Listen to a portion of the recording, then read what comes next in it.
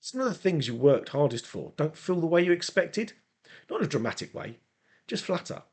You reach a milestone, you finish something important, and instead of feeling satisfied, you mostly feel tired. It might be finishing a big report and expecting to feel proud, then slumping back in your chair. Or planning a weekend you thought would feel enjoyable and noticing it doesn't spark the excitement you imagined. Nothing is obviously wrong. From the outside, life looks fine.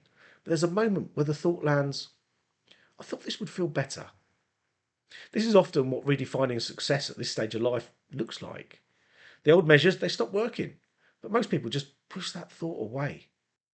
When that feeling shows up, success usually isn't what gets questioned. Attitude is. There's an instinct to be more disciplined, to push through, to tell yourself you're overthinking it. So the same goals stay in place, the same measures, the same standards, even though life no longer fits them very well. What used to motivate now drains you. Days end more exhausted than fulfilled, and wins don't lift you the way they used to. Progress feels heavy instead of encouraging, and because nothing is visibly broken, it's hard to know what to change, so things just continue as they are. This isn't about not caring, and it isn't about losing ambition. You're still showing up, you're still doing what's required, but the satisfaction just isn't there. And that quiet friction carries information. The subtle sense that something is off, that isn't noise. It's the signal that's just been easier for you to ignore. This is worth stating clearly. It isn't a motivational problem, it's a measurement problem. Life is being judged using standards built for an earlier version of you. Different responsibilities, different energies, different priorities. No matter how much effort you put in, those measures don't land the same way anymore. That isn't failure, it's outgrowing the way that success has been defined. Most of us were taught to measure success in visible upward ways, more progress, more output, more responsibility. That framework works earlier on. Over time, though, something shifts. Time feels more limited, energy doesn't rebound as easily, and tolerance for things that don't really matter drops sharply.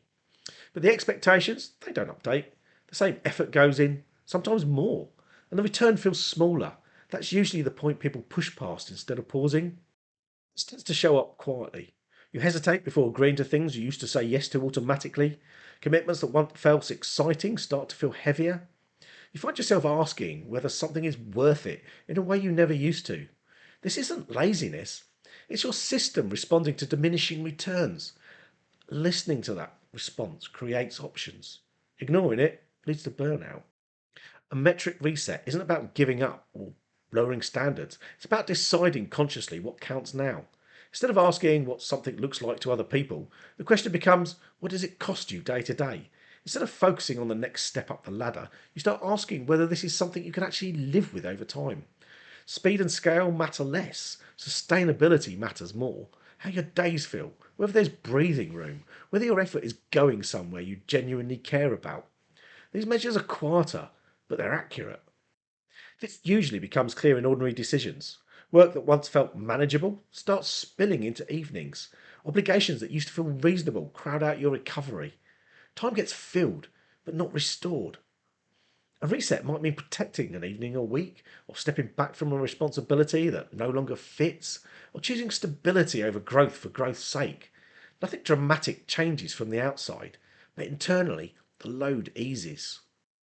After the reset, success tends to look quieter, fewer commitments chosen more deliberately, more control over your time, more say in how your energy gets used. Sometimes that means saying no more often without explaining yourself. Sometimes it means choosing less expansion in exchange for more steadiness. Often it means doing less, but doing it without constant depletion.